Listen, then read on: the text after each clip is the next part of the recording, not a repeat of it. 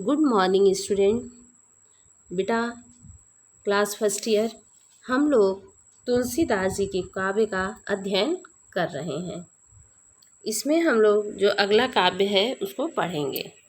मिली सप्रेम रिपु सुद नहीं, केवटु भेजे राम। भूरि भाई भेटे भरत, लक्ष्मण करत प्रणाम।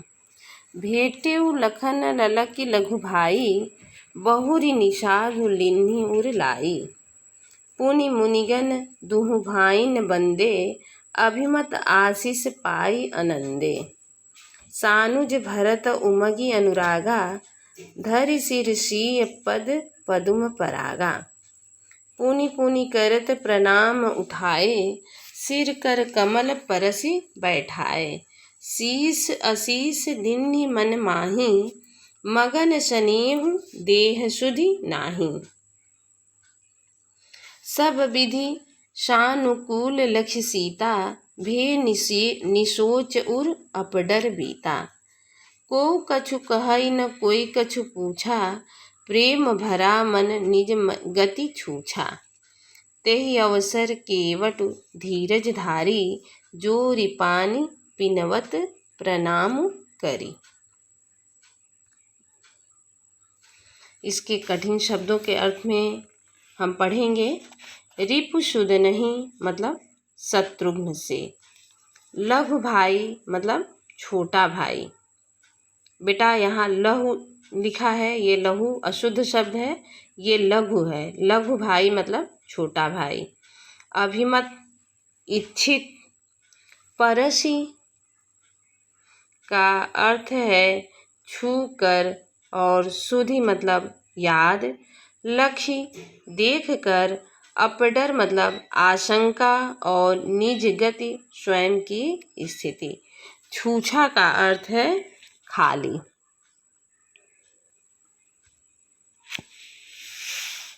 इस काव्य का प्रसंग। इस पद्यांश में तुलसीदास जी ने भरत के द्वारा लक्ष्मण, सीता आदि से भेंट करने का वर्णन किया है। अब हम इसकी व्याख्या पढ़ेंगे। व्याख्या। भरत से मिलने के बाद लक्ष्मण अपने छोटे भाई शत्रुघ्न जी से बड़े प्रेम से मिले तथा वे निषाद राज से भी मिले और उन्हें अपने हृदय से लगा लिया। फिर भरत एवं शत्रुघ्न दोनों भाइयों ने वहाँ उपस्थित मुनियों को प्रणाम किया एवं उनसे इच्छित आशीर्वाद पाकर वे बहुत प्रसन्न हुए। अपने छोटे भाई शत्रुघ्न सहित भरत जी अत्यंत प्रेम के साथ उमंग कर सीता जी के चरण कमलों की धूल सिर पर लगाकर उन्हें बार बार प्रणाम करने लगे। सीता जी ने उन्हें उठाकर और उनके सिर को अपने कर कमलों से स्पर्श कर, कहने का अर्थ यह है कि उन्हें आशीर्वाद देकर और उन दोनों को प्रेम से बैठाई। सीता जी को अपने देह की कोई सुध बुध नहीं है, क्योंकि वह उस समय उनके स्नेह में, उनके से मतलब यहाँ है उनके जो देवर हैं शत्रुघ्न जी और भरत जी, उनके स्नेह में मगन हैं, खुश हैं। इसलिए उन्होंने उन दोनों को मन ही मन आशीर्वाद प्रदान किया। सीता जी को सब प्रकार से अपने अनुकूल देखकर भरत के मन में जो शंका था वह दूर हो गया, क्योंकि उनके मन में बार बार एक ही आशंका थी कि कहीं ऐसा न हो मेरे माँ के द्वारा मांगे गए वरदान से मेरे भैया और भाभी मुझसे अप्रसन्न हों।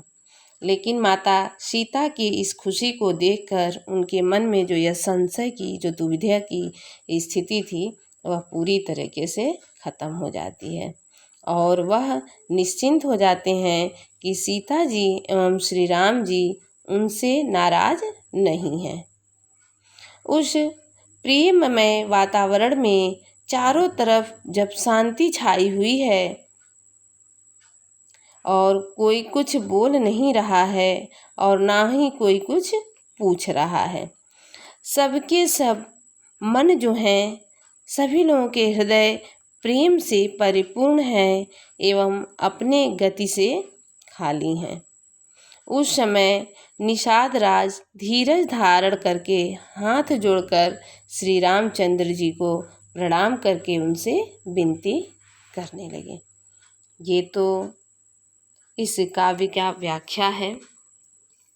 अब बेटा काव्य सौंदर्य जो है उसको आप लोग ध्यान से देखिएगा। इसके भाव पक्ष में प्रेम से भर जाने के कारण जो मन की गति है, खाली हो जाने के भाव की अभिव्यक्ति हुई है। दूसरा रस है तो इसमें संयोग श्रृंगार रस है। कला पक्ष के अंतर्गत जो भाषा है वह अवधि है, शैली प्रबंधक काव्य शैली है, छंद में दोहा है, अलंकार अनुप्रास है और गुण माधुर्य है। तो आज हम लोगों ने इस काव्य की व्याख्या, कठिन शब्दों के अर्थ, प्रसंग और काव्यगत सौंदर्य के बारे में पढ़ा। बेटा मैं जो भी काव्य आपको पढ़ाती हूँ उसमें काव्यगत सौंदर्य मैं आप लोगों को बताती हूँ। तो उस काव्यगत सौंदर्य के अंतर्गत कला पक्ष में भाषा जो है वह अवधि है। इन चीज़ों को हर बार यही चीज़ आती है। तो जो ये कुछ पॉइंट करने वाली चीज़ें हैं उसको आप अगर ध्यान में रखेंगे तो आपको दिक्कत नहीं होगी और चीज़ें बड़ी आसानी से समझ में आ जाएंगी। थैंक यू बेटा, बाकी का हम कल पढ़ेंगे।